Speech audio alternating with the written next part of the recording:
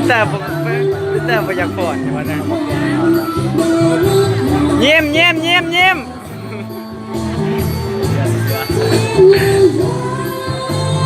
เราอยู่จ่ายดังก่อนนะ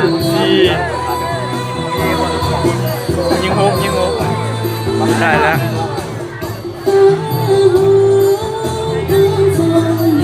เขาเลยสิได้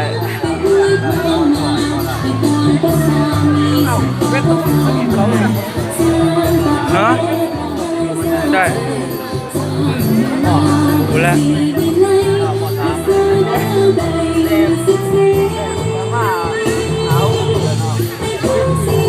เขาคืองามเนาะมันทำคือบ่งาม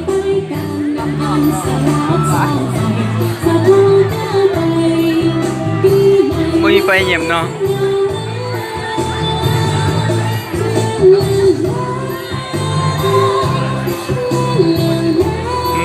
โอ้ย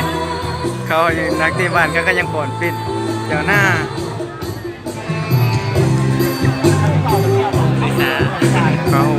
เขารอบแล้วพวกเขาประหยัดไปแข่งอยู่สนามแดงเขายังมีสิทธิ์ที่3ที่4ประจักษ์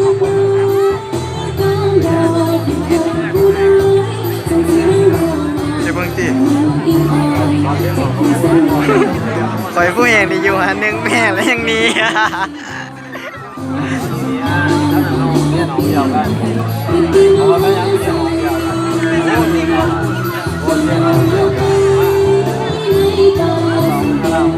ครูผู้สุกงามเนาะกับครูสาวสุก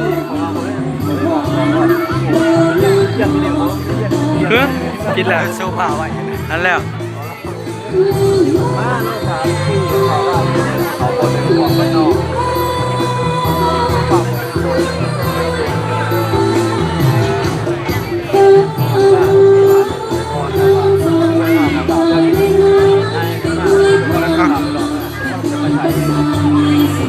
เขาคืองามมูงามคือสีเหลือบ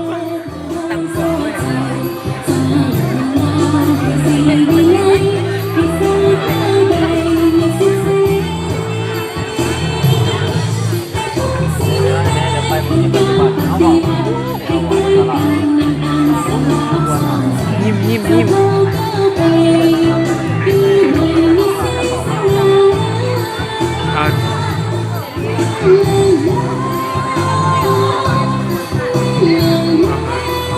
งามเชย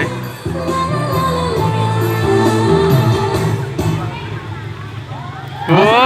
ยงามเว้ย